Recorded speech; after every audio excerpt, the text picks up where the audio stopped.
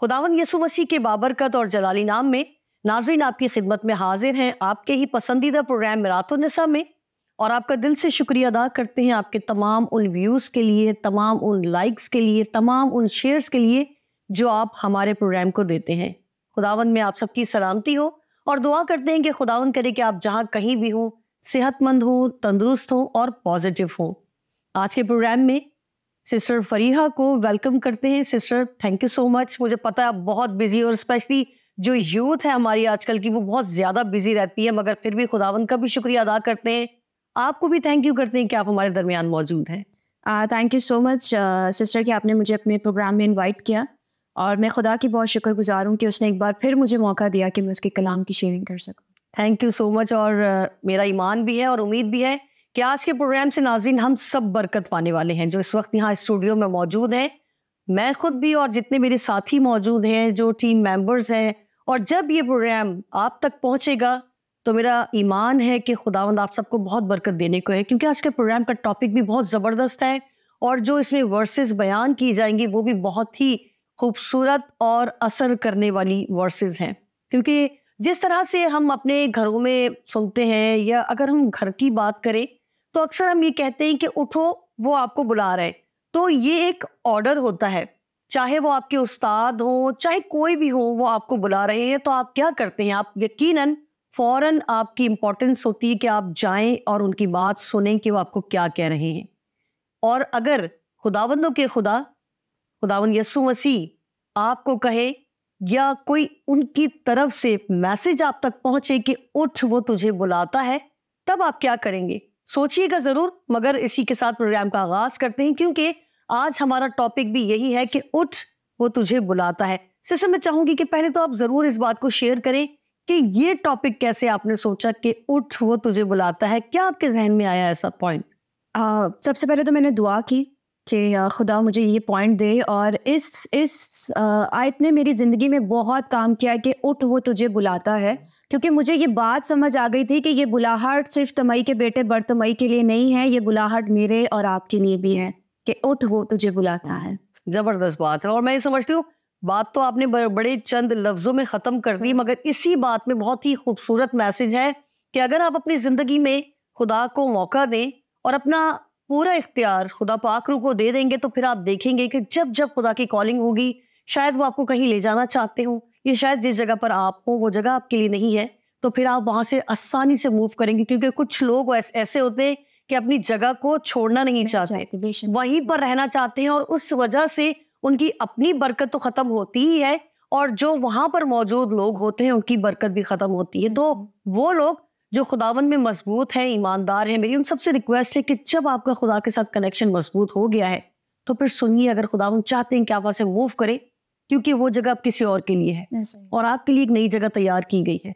तो देखें फिर जब खुदावंद आपको बुलाते हैं तो उस पर अमल करें और फौरन लब्बैक कहें, तो देखिए खुदावंद कैसे बड़े बड़े काम आपकी ज़िंदगी में करेंगे। इसी बात को कंटिन्यू करते हुए सिस्टर मैं चाहूँगी कि क्या हम आगाज़ तिलावत से करेंगे या आप कोई और बात शेयर करना चाहेंगे? हम तिलावत से करेंगे। ठीक है। मरकज़ की अंजील उसका 10वां बाब और 46 से ऑनवर्ड्स है। और वो यरू में आए, और जब वो और उसके शागिर्द और एक बड़ी भीड़ यरू से निकलती थी तो तमई का बेटा बरतमई अंधा फ़कीर राह के किनारे बैठा हुआ था, और ये सुनकर कि यस्सु नासरी है चिल्ला चिल्ला कर कहने लगा, ए इब्ने दाऊद, ए यस्सु मुझ पर रहम कर। और बहुतों ने उसे डांटा कि चुप रहे, मगर वो और भी ज़्यादा चिल्लाया कि ए इब्ने दाऊद मुझ पर रहम कर। यस्सु ने खड़े होकर उसे बुलाया, बस उन्होंने उस अंधे को ये कहकर बुलाया कि खातिर जमा रख, उठ वो तुझे बुलाता है। वो अपने कपड़े फेंक कर उछल पड़ा और यस्सु के पास आया। यस्सु ने उससे कहा, तू क्या चाहता है कि मैं तेरे लिए करूं? अंधे ने उससे कहा, ए रब्बोनी, ये कि मैं बीना हो जाऊं। यस्सु ने उससे कहा, जा तेरे ईमान ने तुझे अच्छा कर दिया। वो फिल अल्फौर बीना हो गया और राह में उसके पीछे हो लिया। आमीन आमीन आमीन। तो आज जो हमारा उन्वान है वो ये है कि उठ वो तुझे बुलाता है। ये एक बहुत ही खूबसूरत वाक़या है और खुदावंद यीशु मसीह के मौज़ात में से ये एक बहुत ही जलाली मौज़ा है। और जिस तरह मैंने आपको पहले भी कहा कि ये बुलाहट सिर्फ तमई के बेटे बरतमई के लिए नहीं है, ये बुलाहट कुल आलम के लिए है। खुदा हम सबको बुलाता है। वो ये नहीं देखता कि आपका ताल्लुक़ किस फ़िरके से है, वो ये नहीं देखता कि आपका ताल्लुक किस ज़ात से है, किस मज़हब से है, आप छोटे हैं या नाटे हैं। खुदावन को इन बातों से फ़र्क नहीं पड़ता है। और जब भी हम खुदावन की बुलाहट पर लव बैक कहते हैं तो वो हमें अपने ख़ानदान का हिस्सा बना लेता है। तो आज का जो हमारा टॉपिक है वो ये है कि उठ, वो तुझे बुलाता है। खुदावन ने बर्तमई से एक सवाल भी पूछा कि तू क्या चाहता है कि मैं तेरे लिए करूं। जिस तरह बुलाहट सिर्फ तमई के बेटे बर्तमई के लिए नहीं थी, तो आज का सवाल भी सिर्फ तमई के बेटे बर्तमई के लिए नहीं। बिल्कुल बिल्कुल। ये सवाल खुदावन हमसे भी पूछता है कि तू क्या चाहता है कि मैं तेरे लिए करूं। आप बताएं कि आप क्या चाहते हैं कि खुदावन आपके लिए करे। अगर आप किसी नस्ली लानत में है, अगर आप किसी कर्ज की लानत में है, अगर आप किसी बीमारी में है, अगर आप किसी परेशानी में है, अगर आज आप किसी मुश्किल में है, अगर आज आप हिम्मत हार चुके हैं, अगर आज आप सुसाइड का इरादा बांध रहे हैं, अगर आज आप बहुत दुख में है, तो आज खुदा आपसे पूछ रहा है कि तू क्या चाहता है कि मैं तेरे लिए करूं। आज आप बोले खुदावन को कि मैं चाहता हूं खुदा मुझे हर परेशानी से आज़ाद कर दे, मुझे हर कर्ज से आज़ाद कर दे, मुझे हर मुश्किल से आज़ाद कर दे। खुदा ये सवाल आज हमसे भी पूछ रहा है कि तू क्या चाहता है कि मैं तेरे लिए करूं। और आज हमें से बहुत सारे लोग हैं जो रूहानी तौर पर अंधे हैं। हमें रूहानी तौर पर नज़र नहीं आ रहा होता कि रूहानी रेलम में क्या हो रहा है हमारे साथ। बहुत सारी रूहानी तौर पे बहुत हम अंधे हैं और बहुत सारी लानतें जो हमारा पीछा कर रही हैं डिवोर्स की सूरत में। बहुत सारी ऐसी लानतें जो हमारा पीछा कर रही हैं बेरोजगारी की सूरत में। बहुत सारी लानतें हैं जो हमारा पीछा कर रही हैं दुखों की, परेशानियों की सूरत में। और हम कहते हैं पता नहीं चल रहा कि क्यों चीज़ें बिगड़ती चली जा रही हैं, हमें समझ नहीं आ रही क्यों हमारे बने बनाए काम बिगड़ जाते हैं। तो ये वो लानतें हैं जो हमारा पीछा कर रही हैं। और हम अक्सर ये गीत गाते हैं कि खोल मेरी आंखें यीशु को देखूं। और मेरे और आपके खुदा की एक बहुत ही ज़बरदस्त खासियत है कि वो जब भी हमें बुलाता है ना, तो वो सबसे पहले हर किस्म के बोझ से हमें हल्का कर देता है। यकीनन सबसे ज़्यादा मैं कहती हूँ बोझ ही गुनाह का है। सबसे भारी बोझ है। पता नहीं अगर कोई शख्स गुनहगार है या अगर हम गुनाह कर ले तो ये हम कितने बोझ के नीचे, मनों और टनों बोझ के हम नीचे अपने आप को फील कर रहे होते हैं। तो ये मेरे और आपके खुदा की खासियत है कि जब वो हमें बुलाता है तो वो सबसे पहले हमें ईजी करता है, वो हमें हल्का कर देता है हर किस्म के बोझ से। हालांकि अगर आप देखें तो हम अगर नॉर्मल रूटीन की बात करें तो हम आजकल जिस कदर महंगाई की शरह भी बहुत ज़्यादा इंक्रीज हो गई है, और अगर सिंगल जॉब का कॉन्सेप्ट तो बहुत ही कम देखने में आ रहा है। हर कोई अपनी फुल टाइम जॉब के बाद इवनिंग में भी कुछ ना कुछ कर रहा है, क्योंकि उसने अपने घर की कफालत करनी है, तमाम अखराजात पूरे करने।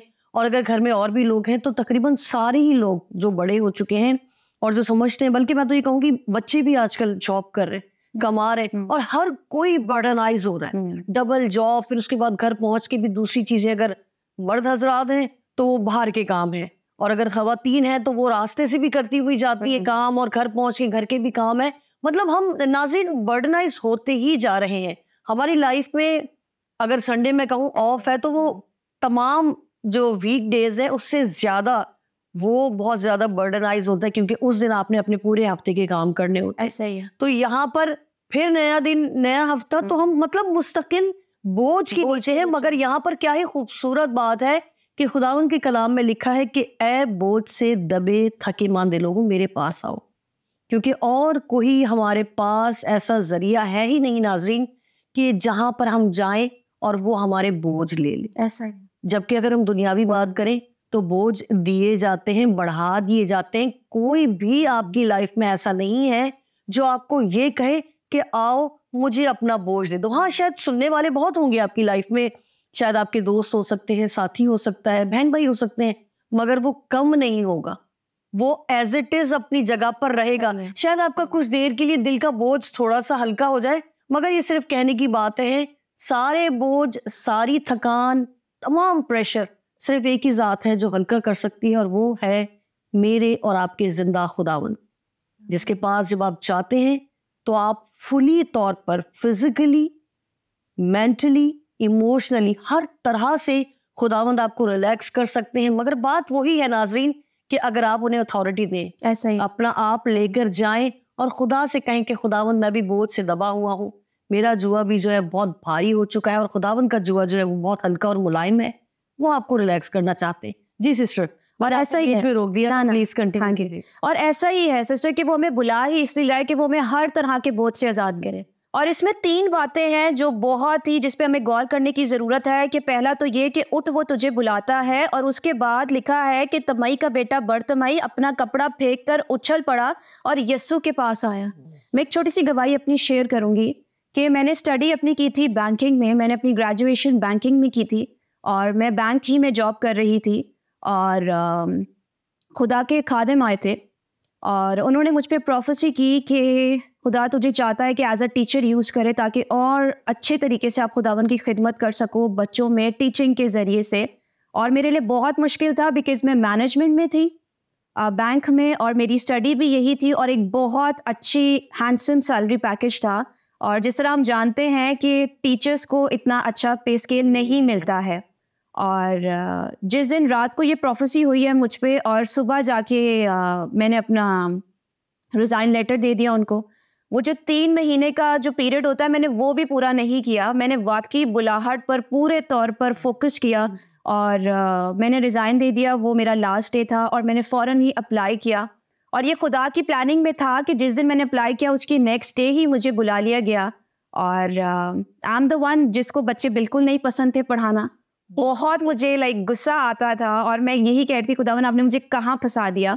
और जब मैं स्कूल गई मैंने डेमो दिया, उन्होंने उसी दिन मुझे रख लिया, मुझे पीरियड्स दे दिए कि आपने ये पढ़ाना है। और फिर वहाँ से मेरा टाइम स्टार्ट हो गया। तो जिस तरीके से वो भी उछल पड़ा अपने कपड़े फेंक कर, उसी तरीके से फ़ौरन हमें भी लव बैक कहना है खुदावन को, क्योंकि तमई के बेटे बरतमई को ये बात समझ आ गई थी कि जो मुझे आंखें दे सकता है वो मेरे आगे के काम भी सारे संवार सकता है। क्या बात। और यही बात मुझे भी समझ आ गई थी कि जो मुझे मूव कर रहा है वो मेरी सैलरी को भी इंक्रीज कर देगा। और खुदा इस बात का गवाह है कि आज तक जो सैलरी मैंने बैंकिंग के फील्ड में नहीं कमाई है वो मैं टीचिंग में अर्न कर रही हूँ। मेरी सोच से बढ़ के खुदावन ने काम किया है। और इसमें एक और बात हम सीखते हैं कि जब खुदावन यीशु मसीह ने उसको बीना किया तो लिखा है कि वो उसके पीछे हो लिया। बहुत सारे हम ऐसे हैं कि अगर हम परेशान होते हैं और अगर हम दुख में तो हम चढ़ जाना शुरू कर देते हैं, खुदा हमारी परेशानी को हल कर देगा।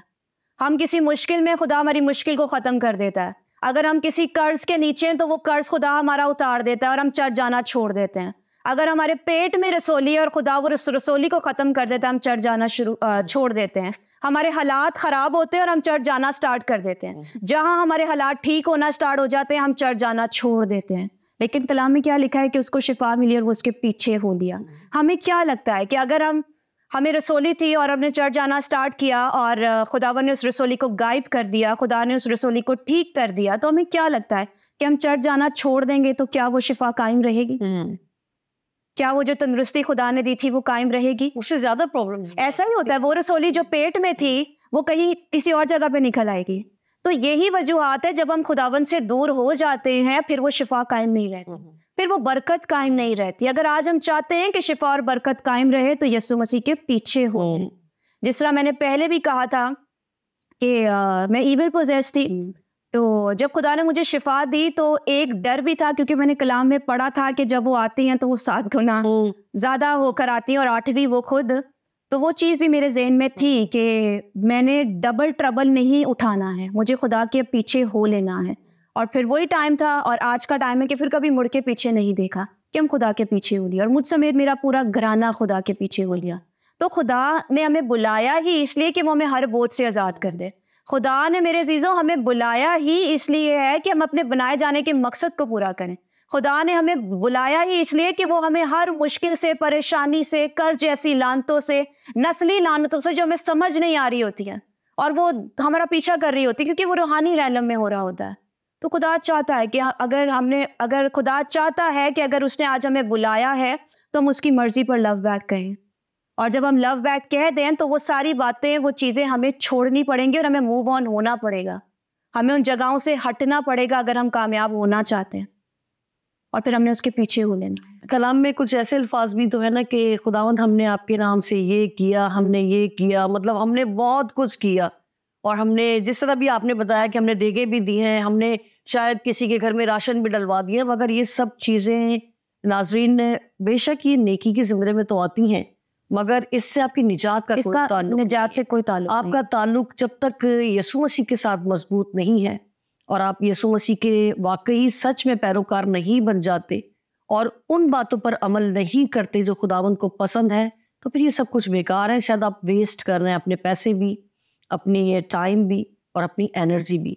तो क्यों ना इन तमाम चीज़ों को पॉजिटिव तरीके से और उसूलों के साथ लगाना शुरू करें, ताकि आप उसका फल खाने वाले हों। बल्कि आप नहीं, आपकी नस्लें भी वो तमाम बरकतें रिसीव करने वाली हूँ जो शायद किसी वजह से ब्रेक हो गई ऐसा ही है। और अगर आप खुदावंद को जान जाते हैं तो फिर आप समझ जाइए कि खुदावंद भी आपको जान गए हैं और वो आपके साथ साथ मौजूद है। सिस्टर, मैं चाहूंगी कि अभी आपने एक बात की थी नस्ली लानतों की, हाँ जी। इसको मैं चाहूंगी थोड़ी सी और गुफ्तगू आप इस पर करें कि किस तरह से जो है इन नस्ली लानतों को हम ख़त्म कर सकते हैं, या कौन से ऐसे स्टेप्स हैं जिसको हम फॉलो करें तो ये तमाम चीज़ें ख़त्म हो सकती हैं। मैंने जो अपनी ज़िंदगी में देखा है कि वो यीशु का लहू है। हमने यीशु के लहू को हर वक्त मांगते रहना है। ऐसे बहुत सारी फैमिलीज हैं जिसमें हम देख रहे हैं कि जेनरेशनल कर्स है। वो लानतें जो नस्ल दर नस्ल हैं। जिस तरह मैंने आपसे कहा कि डिवोर्स का जो रेशो है अब बहुत बढ़ता चला जा रहा है कि दादा का डिवोर्स हुआ, उन्होंने सेकंड मैरिज की, फिर आगे से उनके बेटे का होता है, फिर उनके बेटे का होता है, और हमें ये चीज़ें समझ नहीं आ रही होती हैं। बहुत दफ़ा हमारी पढ़ाइयाँ बहुत अच्छी हो रही होती, लेकिन हमें अच्छी पोस्ट नहीं मिलती, हमें अच्छी हैंडसम सैलरी नहीं मिलती, या जो हमारी स्टडी होती है हमें वो जॉब नहीं मिल रही होती है। तो खुदा का पाक रूह, अगर हम दुआ करते हैं तो खुदा का पाक रूह हमें वो चीज़ों को दिखाता है, उस पर हमारे फोकस को करता है कि आपने इन चीज़ों को ब्रेक करना है। और जिस तरीके से सिस्टर जी, मेरा जो ननियाल है वो कन्वर्टेड था। मेरी मदर के जो दादा थे वो कन्वर्टेड थे, और फिर जब हम भी बड़े हुए फिर हमने वो काफ़ी सारी चीज़ें देखी जो हमने ननियाल में देखी थी, अपने मामू में देखी थी, और वही चीज़ें हमने देखा कि वो चीज़ें हमारे घराने में भी काम कर रही हैं। और फिर जिस तरीके से फिर हमने खुदावन यीशु मसीह को कबूल किया और हम उसके पीछे हो लिए, तो फिर खुदा ने कुछ चीज़ें हाईलाइट की कि आपको इन चीज़ों को ब्रेक करना है क्योंकि ये चलती आ रही हैं। खुदावन ने कुछ चीज़ों को हाईलाइट किया कि ये नस्ल दर नस्ल चढ़ती आ रही हैं और अब ये चीज़ें ब्रेक होंगी। और फिर हमारे आगे फिर जो नस्लें चली हैं, फिर हमने उन लानतों को ब्रेक किया है। तो फिर वो बहाली का काम हमारी लाइफ में हुआ है। वो बहाली जो कभी हमारे ददियाल में नहीं थी, ननियाल में नहीं थी, वो कामयाबी, वो सरफराजियाँ जो हमारे दादा ददियाल में नहीं थी, ननियाल में नहीं थी, वो फिर हमने रिसीव की। हमने वो खुशी, हमने वो कामयाबियों को काटा है, हमने वो शुक्रगुजारियों को काटा है, हमने वो जो आंसुओं के साथ, शुक्रगुजारी के साथ वो बीज बोए थे, और खुदावन ने जिन बातों पे हमारी नज़र को किया था और हमें कहा था कि इन चीज़ों को ब्रेक करना है। अगर तुम बहाली को देखना चाहते हो, अगर इन सरफराजियों को देखना चाहते हो, अगर कामयाबियों को देखना चाहते हो, तो हमने बरे के लहू को मांगा और हमने ब्रेक किया। और अगर आज मेरे अजीज़ों आप लोग भी अपनी फैमिली में, अपने बदनों में, अपनी ज़िंदगियों में इन चीज़ों को फील कर रहे हो कि ये चीज़ तो मेरे दादा के साथ भी थी, यही चीज़ नाना के साथ भी थी, अगर आप फील कर रहे हो कि आपका कोई भी बच्चा जॉब में सेटल नहीं हो पाता, पढ़ाई में कामयाब नहीं हो पाता, तो आज ज़रूरत है कि खुदा आप दुआ करेंगे ताकि खुदा का पाक रूह ही है जो हाईलाइट कराएगा। कोई भी इंसान इन गहरी बेदों को हाईलाइट नहीं करवा सकता। बिल्कुल। मेरी माँ पर खुदा के पाक रूह ने इन बातों को हाईलाइट करवाया था, और फिर हम सब ने मुत्तफिक होकर दुआएं करना स्टार्ट की, और फिर रिजल्ट हमारे सामने। बेशक इसमें कोई शक नहीं है। जितना मैं आपकी फैमिली को जानती हूँ, वाकई कि खुदा ने सिर्फ सिस्टर को नहीं, इनकी मदर को नहीं, ना इनके फादर को, बल्कि पूरी फैमिली को खुदा ने ब्लेस किया है। अगर कोई एक शख्स भी नाज़रीन आपकी फैमिली में से ईमानदार होता है, और वाकई सही मायनों में ईमानदार की बात हो रही है, आप ये ना कहें कि मैं सिर्फ पैसे देने लेने में ईमानदार हूँ या मैं किसी रिलेशन को चलाने में ईमानदार हूँ। नो, खुदा किसी एक चीज़ में आपकी ईमानदारी नहीं, बल्कि आपकी पूरी लाइफ में हर एरिया में खुदा आपकी ईमानदारी चाहता है, और उसी के बाइस फिर आप सरफराजी पाते हैं। और जो लोग आपके साथ जुड़े हुए हैं, जिस तरह सिस्टर के साथ इनकी बहनें जुड़ी हैं, भाई जुड़े हैं, पेरेंट्स जुड़े हैं, तो वो सब ही बाबरकत होना शुरू हो जाते हैं, क्योंकि किसी एक के बदलने से पूरा घराना बदलता है और किसी एक के खराब होने से पूरा घराना इफेक्ट होता है। अब अगर एग्जाम्पल आप देख लें, घर में कोई एक बीमार है और वो हॉस्पिटल में, पूरा घर डिस्टर्ब हो जाता है। ऐसे ही है ना, कोई आ रहा है, कोई खाना लेके जा रहा है, कोई जॉब से सीधा वहां जा रहा है, पूरी रूटीन डिस्टर्ब हो जाती है। और इसी तरह अगर कोई एक आपके घर में ईमानदार है, खुदा में मसरूर रहने वाला है, वर्शिप करने वाला है, कलाम सुनने वाला है, तो आहिस्ता आहिस्ता सारा माहौल घर का जो है वो चेंज होता है, और फिर बरकतें ही बरकतें होती हैं। अब डिपेंड करता है आप किस बरकत को सोचते हैं, मगर मैं ये समझती हूँ कि आपके हर एरिया में, जॉब से लेके, सेहत से लेके, औलाद से लेके, खुशहाली से लेके हर एरिया में आप बरकत को देखना शुरू करेंगे, क्योंकि जिस तरह खुदा आपको मुकम्मल तौर पर तब्दील देखना चाहता है, इसी तरह खुदा आपको मुकम्मल तौर पर बरकत देना भी चाहता है। जी सिस्टर, और कुछ? एक बात जो खुदा बार बार हाईलाइट करवा रहे हैं वो ये है कि पीछे हो लेना बहुत ज़्यादा ज़रूरी है। जिन बातों से हम निकले होते हैं, जिन गुनाह से हम निकले होते हैं, या जो लानतों से हम निकले होते हैं, जो लत से हम निकले होते हैं, अगर हम उसके पीछे नहीं होते तो हम वापस से उन गुनाहों में गिर जाते हैं। वही लत हमें फिर से आ दबाती है, वही नशा आवर चीज़ें हमें फिर से अच्छी लगना शुरू हो जाती हैं। या मैं एक छोटी सी बात कहूँगी कि एक सिस्टर थी, उनका किसी गैर मज़हब में अफेयर चल रहा था, और उन्होंने फिर चर्च वगैरह जाना छोड़ दिया, खुदावन से ताल्लुक़ पूरे तौर पर ख़त्म हो गया उनका। और फिर खुदा के पाक रूह ने एक बार फिर से उसको जिन जोड़ा और उसने उस रिलेशनशिप को ख़त्म किया। उसने अपना रिश्ता खुदावन के साथ बहाल किया और उसने चर्च आना स्टार्ट किया। और थोड़े टाइम के बाद उसने एक सॉन्ग सुना, बहुत कोई एक आशिकी वाला सॉन्ग था, और उस सॉन्ग ने फिर से उसको अफेक्ट किया कि मैं आपको बता रही हूँ पीछे हो लेना बहुत ज़रूरी है। अगर हमने वो चीज़ें छोड़ी हैं तो वो फिल्में, वो गाने छोड़ने पड़ेंगे जो हमें अफेक्ट कर रही होती हैं। तो उन्होंने कोई सॉन्ग सुना और वो फिर से इमोशंस जाग गए उनके अंदर। वो फिर से वो सारी चीज़ें मेमोराइज उनको होने लग गई, वो यादें फिर से ताज़ा होने लग गई, और फिर से उस लेडी ने उस जो पर्सन थे उनके साथ फिर से रिलेशनशिप में हो गई। तो मैं बताना चाहती हूँ कि पीछे हो लेना बहुत ज़रूरी है। गुनाह से भागने के लिए ना, गुनाह से बचने के लिए कलाम में कोई भी दुआ नहीं है। आप पूरी बाइबल पढ़ के देख लें कि गुनाह से बचने के लिए कोई भी दुआ नहीं है, गुनाह से भागना पड़ता है। जिस तरीके से यूसुफ भागे थे, अगर हम मोबाइल को स्क्रॉल कर रहे होते हैं तो बहुत सारी अनवांटेड चीज़ें होती हैं उसके अंदर। कभी तो रहता है चलो देख लो, एक थोड़े से मज़े के लिए, एक थोड़े से प्लेजर के लिए हम उसको देखते हैं, और वही टाइम होता है हम फिर से गिर जाते हैं। बिल्कुल, कलाम ऐसे ही नहीं कह रहा कि पीछे हो ले। पीछे हो लेना बहुत ज़रूरी है, पीछे हो लेना बहुत ज़रूरी है। अगर आप कायम रहना चाहते हो खुदावन में, अगर आप कायम रहना चाहते हो जो बरकत आपको मिले, अगर आप चाहते हो कि शिफा भी कायम रहे, हमेशा के लिए कायम रहे, तो पीछे हो लेना बहुत ज़रूरी है। फिर बाज आ जाएं, अपनी माजी की ज़िंदगी से बाज आ जाएं। अगर आप ठट्टाबाजों की मजलिस में बैठ रहे थे, अगर आप लोगों का मजाक उड़ाते थे, अगर आप खुदा के खात्मों का मजाक उड़ाते थे, अगर आप शौकीन थे गंदी फिल्में देखने के, गंदे गंदे सॉन्ग सुनने के, गंदे मजाक करने के, तो आज खुदा चाहता है कि मेरे पीछे हो लो। बाज आना बहुत ज़रूरी है, पीछे हो लेना बहुत ज़रूरी है, क्योंकि सेकंड्स लगते हैं दोबारा गिरने में, सेकंड्स लगते हैं दोबारा गिरने में।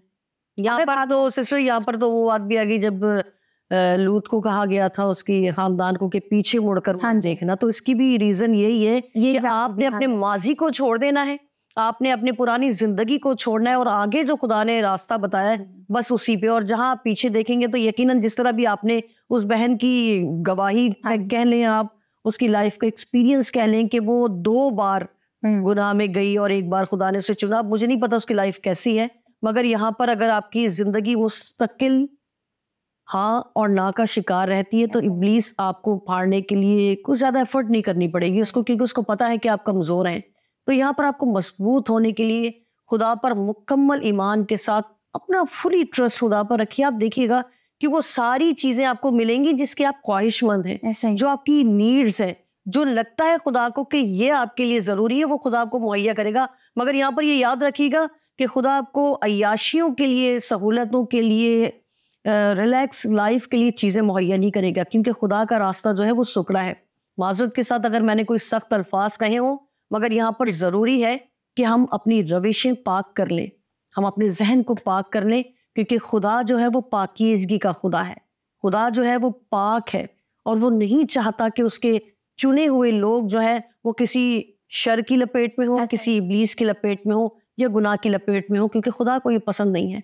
अब आप देखिए, आपको जो चीज़ें पसंद नहीं, आपकी फैमिली में अगर वो कोई करे तो गुस्सा आना वाजिब है। ऐसा ही है। शायद आप छड़ी भी उठा लेते, ऐसा ही है। शायद आप मारना भी शुरू करते हैं, तो फिर वही सलूक जो आप दूसरों के साथ करते हैं अगर आपके साथ किया जाए तो फिर कोई इसमें मुजायका नहीं है। फिर आप तैयार रहिए, क्योंकि इंसान से पिट लेना ज्यादा बेहतर है खुदा से पिटने की निस्बत। तो इससे बेहतर है कि आप वही काम कर लीजिए खुदा चाहते हैं, क्योंकि फिर बहुत मुश्किल हो जाएगी, तकलीफें बढ़ जाएंगी। शायद 40 दिन का सफर सालों पर मुहित हो सकता है। देख लें अब आपने क्या रास्ता चुनना है, आपके अपने हाथ में है। हम तो आपको एडवाइस कर सकते हैं, आपके साथ शेयर कर सकते हैं, बहुत सारी एग्जाम्पल्स दे सकते हैं जिस तरह से अभी आपने दी। सिस्टर मैं चाहूंगी आखिर में कुछ मिनट हमारे पास है, कुछ अगर आप कहना चाहें कोई ऐसी खास बात। हम इसी बात को कंटिन्यू करेंगे कि उसके पीछे हो लीजिए कि अगर खुदा ने आपको बढ़ाया है, अगर खुदा ने आपको निकाला है, हम में से बहुत सारे हैं जो फिजिकल तौर पर तो 2022 में जी रहे हैं, लेकिन अभी भी बहुत सारे हैं जो 2018 में ही हैं, 2019 में ही हैं, बेड़ियों से जकड़े हुए हैं। वो बातें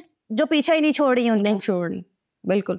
ना फरमानियां, ना माफिया जो आज भी उनका पीछा नहीं छोड़ रही हैं। तो अगर खुदावन ने निकाला है, अगर खुदा निकाल कर ले आया है, अगर खुदा ने शिफा दी, अगर खुदा ने इतना जबरदस्त बड़ा काम आपकी लाइफ में किया है, तो आज मैं आपको बताना चाहती हूँ कि खुदा के पीछे हो लें। ये मेरी अपनी भी पर्सनल गवाही है। मैं अब सोच भी नहीं सकती कि मैं अपनी माजी की तरफ देखूं, क्योंकि कूड़ा कटकट है वो सब कुछ। वो फजूल था, वो बेकार था जो एक लाइफ गुजार दी। मुझे लगता है कि वो टाइम वेस्टेज था, बहुत साल वेस्ट कर दिए। खुदा के पीछे हो लें। Thank you sister, thank you so much. नाजरीन, यहाँ पर मैं आपसे ज़रूर ये बात करना चाहूँगी कि शायद आप में से बहुत सारे नाजरीन ऐसे हों जो ये सोच रहे हो कि आज जितनी प्रॉब्लम्स, जितनी लानतें और जितनी भी ऐसी बातें जो खुदा को पसंद नहीं है, वो शायद डिस्कस ना की गई हो। आप सब जानते हैं कि हमारे पास टाइमिंग फ्रेम बहुत शॉर्ट होता है, इसलिए हम वो शायद सारी प्रॉब्लम्स को डिस्कस ना कर सके हों। मगर यकीन जानिए कि अगर इनमें से कोई भी प्रॉब्लम आप में नहीं है, मगर आपकी फैमिली में आप देख सकते हैं, और शायद आप अपने ऊपर गौर करें तन्हाई में बैठकर, अकेले में बैठकर, तो खुदावन आप पर वाज़े करेंगे कि कौन सी ऐसी बातें हैं जो खुदावन को पसंद नहीं है। और खुदावन चाहते हैं कि आप उनसे आज़ाद हो, मगर इसके लिए आपको मजबूत होना पड़ेगा, खुदावन में जुड़ना पड़ेगा, खुदावन के साथ चलना पड़ेगा, उसका सही मायनों में पैरोकार बनना पड़ेगा। फिर ही आप आगे बढ़ सकती हैं और बढ़ सकते हैं। मैं दोनों के लिए बात कर रही हूँ, कहीं आप ये ना समझें कि ये खवातीन का प्रोग्राम है तो खवातीन से बात हो रही है, बिल्कुल ऐसा नहीं है। मेरे उन भाइयों के लिए भी तमाम नसीहतें हैं जो शायद नस्ली लानतों का शिकार हैं, बहुत सारी मुश्किलात का शिकार है।